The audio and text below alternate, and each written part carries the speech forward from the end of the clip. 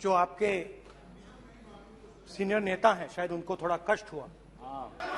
तो वो जो कष्ट हुआ 1, 2, 3, 4, 5 उसका असर शायद आप पे भी थोड़ा हुआ। तो इसके लिए मैं आपसे माफी मांगता हूं, मगर मैंने सिर्फ सच्चाई रखी थी। मगर आज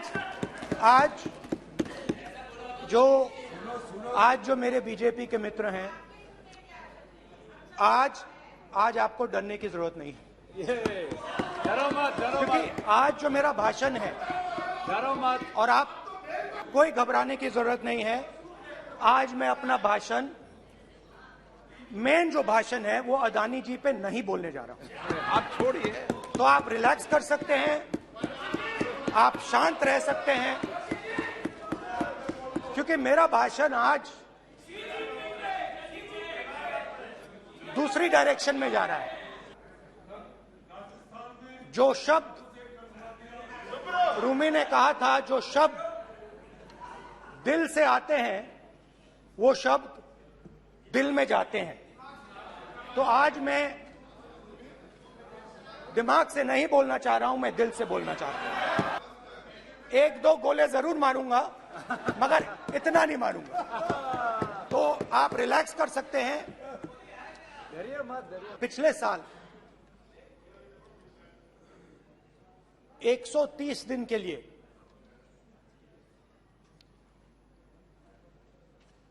मैं भारत के एक कोने से दूसरे कोने तक गया, अकेला नहीं, बहुत सारे लोगों के साथ। धीरे समुद्र के तट से मैं समुद्र के तट से कश्मीर की बर्फीली पहाड़ी तक चला। नहीं, लद्दाख को मैंने नहीं छोड़ा। यात्रा अभी खत्म नहीं हुई है। फिर मेरे पास एक किसान आया और किसान ने हाथ में रुई पकड़ी हुई थी और उसने मुझे कहा, अध्यक्ष महोदय, उसने मुझे कहा, मेरी आंख में देखकर उसने मुझे अपना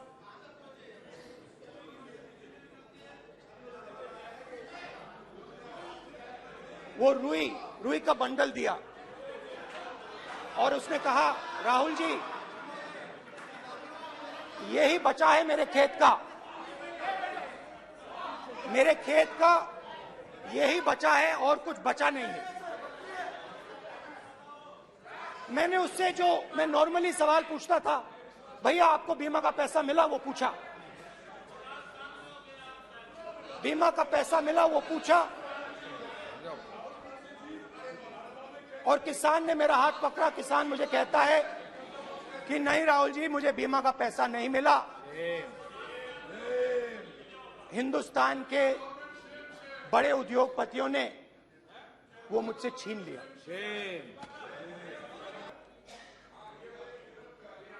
कुछ ही दिन पहले मैं मणिपुर गया। हमारे प्रधानमंत्री नहीं गए, आज तक नहीं गए, क्योंकि उनके लिए मणिपुर हिंदुस्तान नहीं है। मैंने मणिपुर शब्द प्रयोग किया, मगर आज की सच्चाई यह है कि मणिपुर नहीं बचा है। मणिपुर को आपने 2 भाग में कर दिया है। मणिपुर को आपने बांट दिया है, तोड़ दिया है। मैं मणिपुर में रिलीफ कैंप्स में गया। रिलीफ कैंप में आज जा रहा हूं।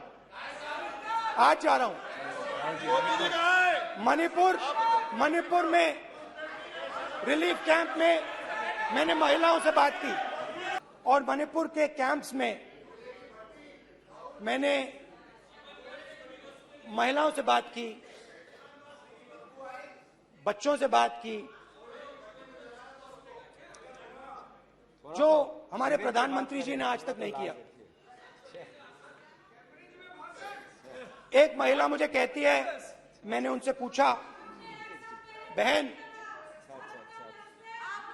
क्या हुआ आपके साथ, उदाहरण देना चाहता हूं। एक महिला मुझे कहती है, मैंने कहा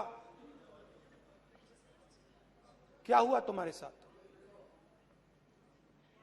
कहती है एक ही बच्चा था मेरा, मेरे सामने, मेरे आंखों के सामने उसको गोली मारी है। मैं पूरी रात, आप सोचिए, आप अपने बेटों के बारे में सोचिए, मैं पूरी रात उसकी लाश के साथ लेटी रही। दूसरे कैंप में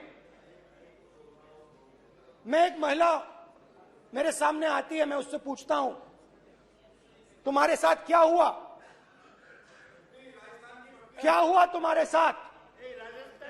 और जैसे ही मैंने ये सवाल पूछा,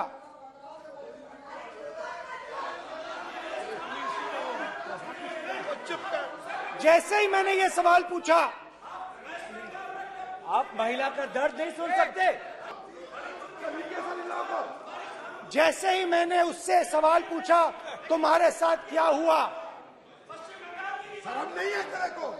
वैसे ही एक सेकंड में वो कांपने लगी। उसने अपने दिमाग में वो दृश्य देखा और वो बेहोश हो गई।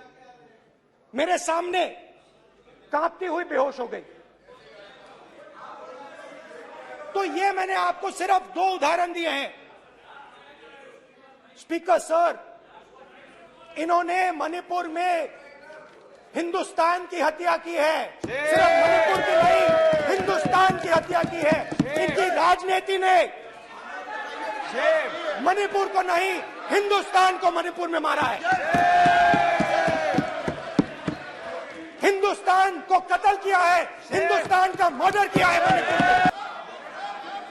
रावण 2 लोगों की सुनता था, मेघनाथ और कुंभकर्ण। वैसे ही नरेंद्र मोदी 2 लोगों की सुनते हैं, अमित शाह और अडानी। भाई और बहनों, लंका को हनुमान ने नहीं जलाया था, लंका को रावण के अहंकार ने जलाया था। रावण को नहीं मारा था, रावण के अहंकार ने रावण को मारा था। आप पूरे देश में केरोसिन फेंक रहे हो, पूरे देश में आप केरोसिन फेंक रहे हो। आपने मणिपुर में केरोसिन फेंकी, आपने चिंगारी लगा दी। अब आप हरियाणा में कर रहे हो, पूरे देश को आप जलाने में लगे हो। आप पूरे देश में भारत माता की हत्या कर रहे हो। धन्यवाद स्पीकर।